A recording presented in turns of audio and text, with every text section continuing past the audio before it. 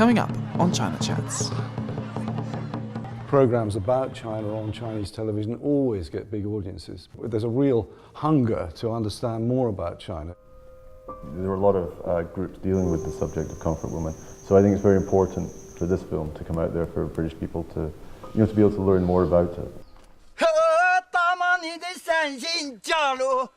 So many traditional culture had disappeared before we truly understood them.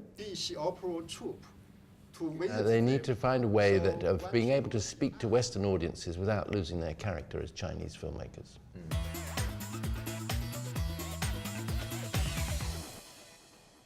Hello and welcome to China Chats. This is a FaceTime production for Guangdong Radio and Television. My name is Robert Spanring and I'm your host for today. This special edition is coming to you from Bristol, a sister city of Guangzhou.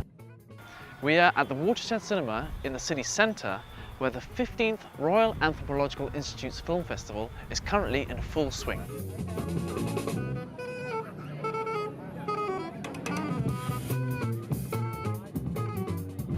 But this is a film festival with a difference. It's not about glamorous actors and actresses. No, all the films here are trying to explore what it means to be human, a question which the Royal Anthropological Institute has been trying to answer since 1837. The festival gathers together anthropologists, filmmakers and members of the public who all come together to explore what it means to be human. Let these words guide our way to a green stone door. This year's festival features 44 films from all over the world.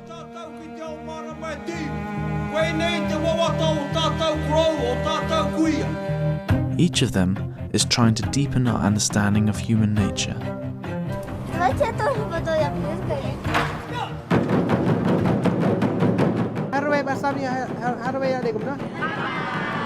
Mixed in with these films are talks and workshops given by experts.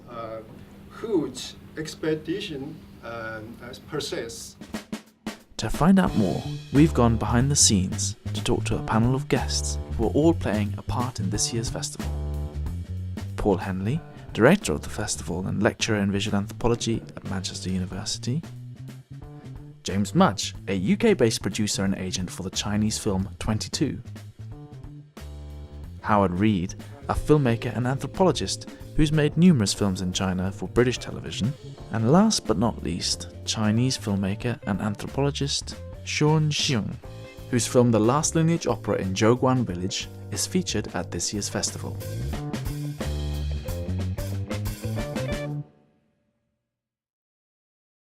Okay, well guys, welcome to China Chats.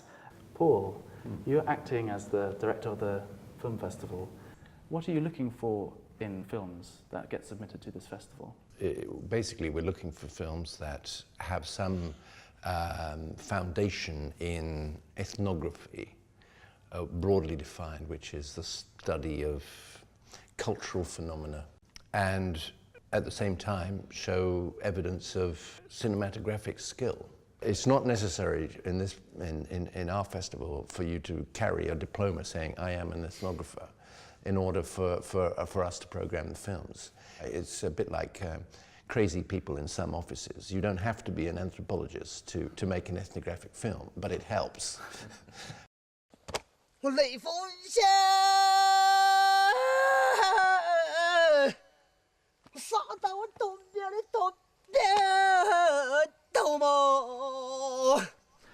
One Chinese film that featured at the festival this year was The Last Lineage Opera in Zhouguan Village. It documents a disappearing tradition in China's southwestern Guizhou province.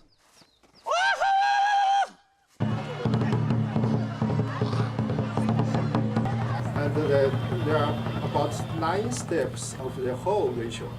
One village will invite another village's dish opera troupe to visit them. So one troupe will be asked to visit. Another Chinese film, 22, is directed by Guo Ke. The film focuses on Chinese comfort women during World War II. At the time of filming, only 22 of the 200,000 Chinese victims forced into sexual slavery remained alive.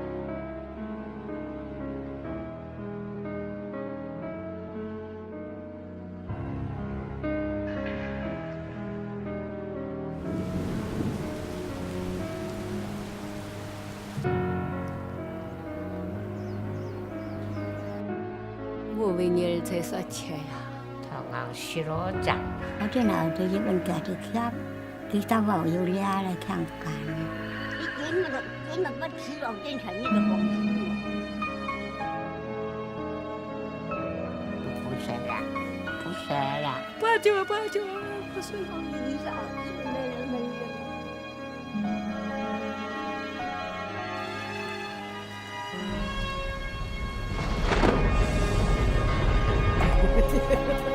Mỹ đang thì đất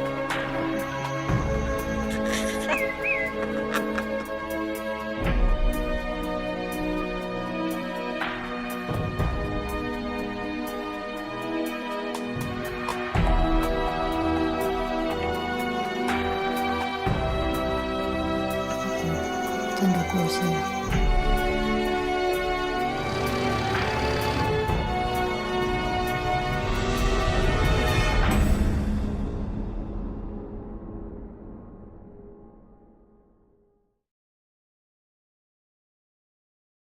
So this film will be available for Chinese audiences on August the 14th, which is the International Memorial Day for Comfort Women. James, so you are the agent for this film. Mm-hmm. Why do you think this film is relevant, particularly to a British audience? I mean, I think it's a subject matter which has a great deal of interest for the British public. There are a lot of groups dealing with the subject of comfort women.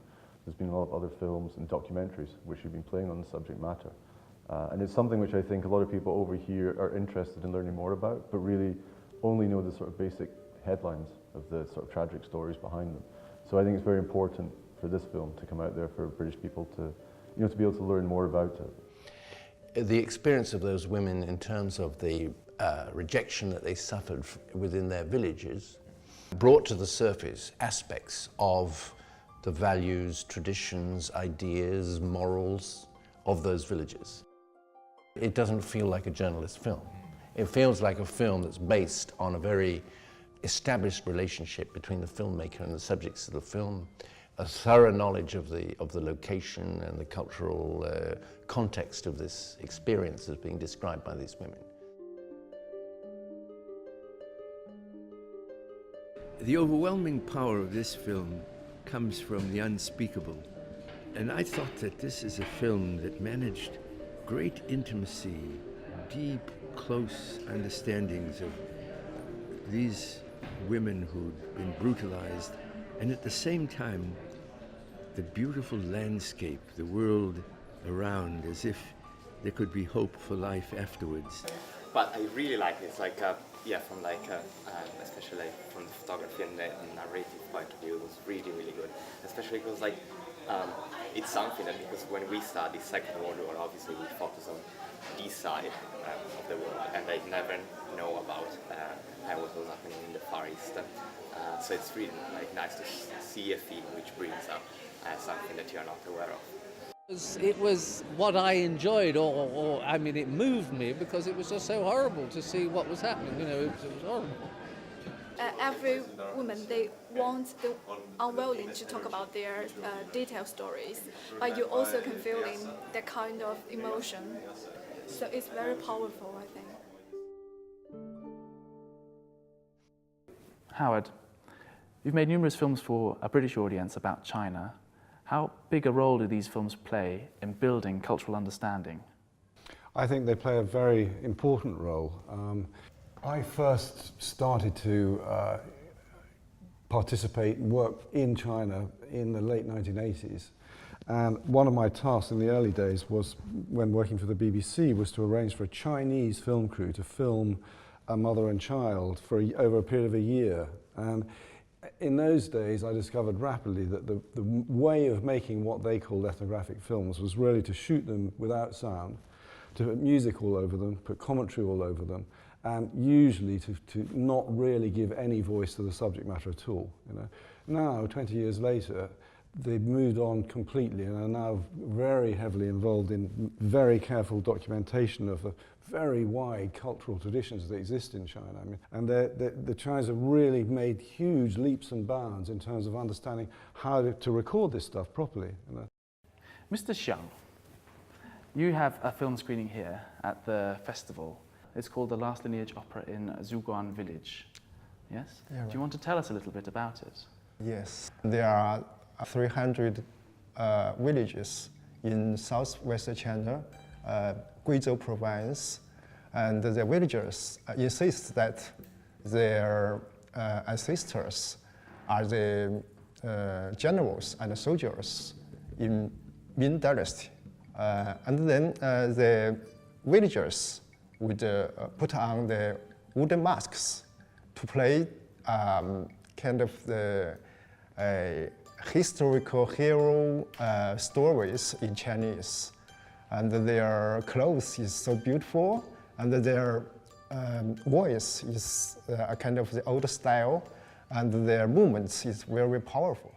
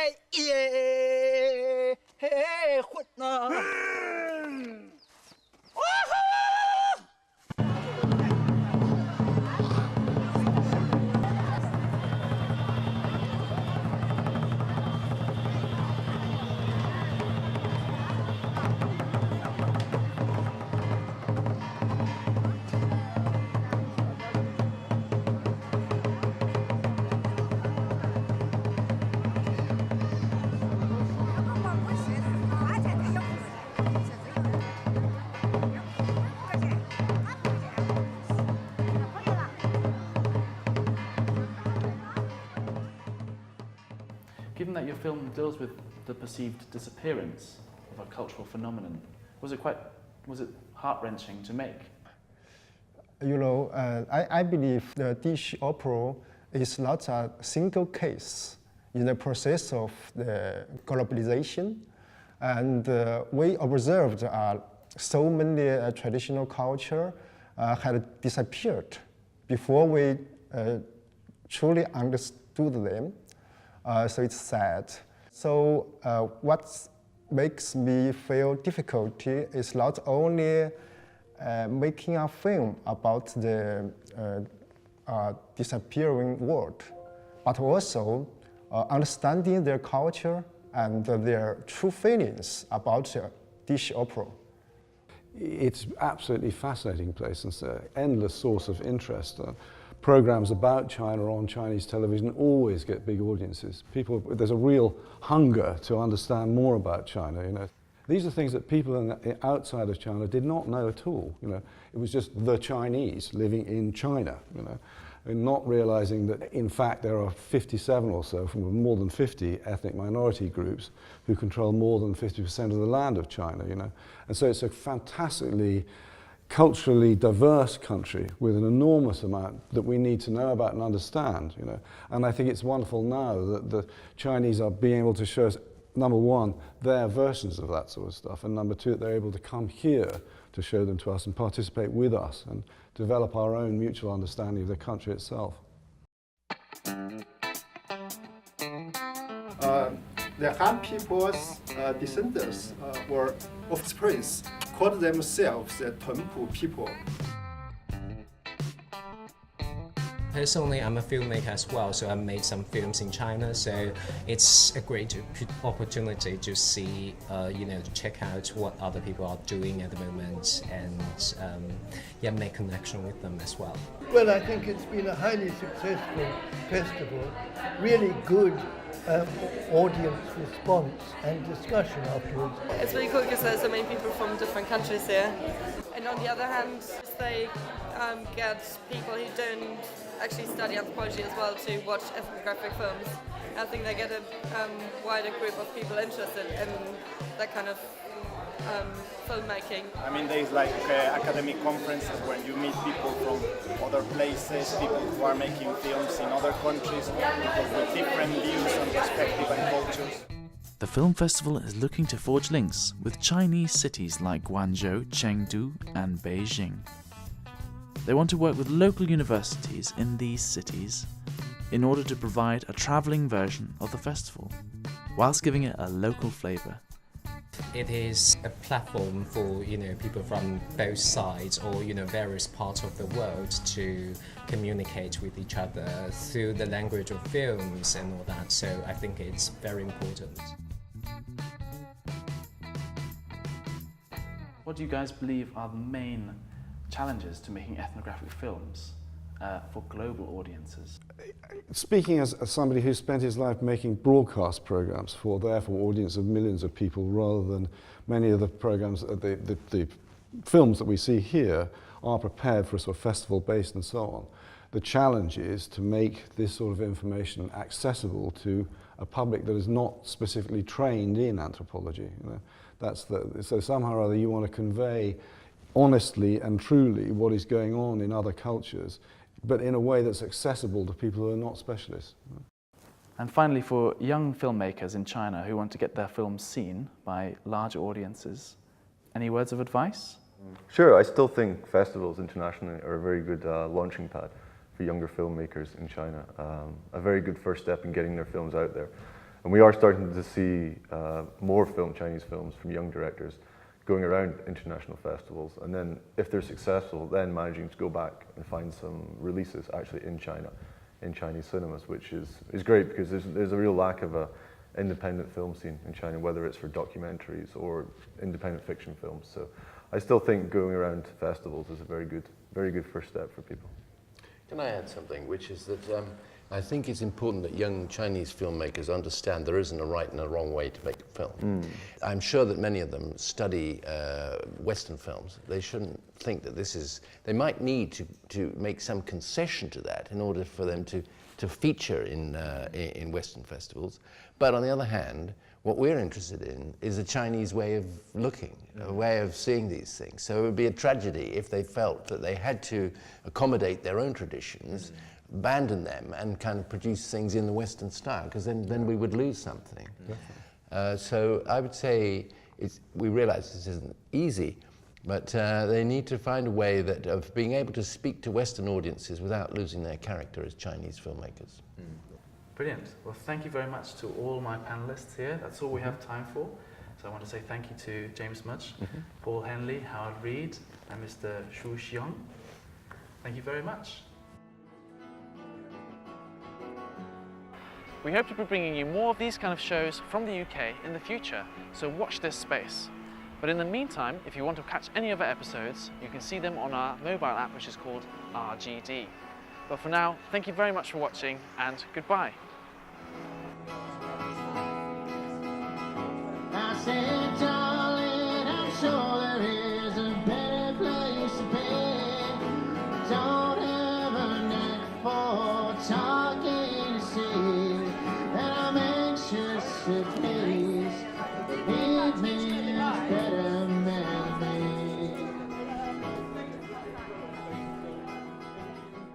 For English learners, FaceTime offers 1-minute practical English lessons. Please search for 触点新闻 in the App Store or Android Market.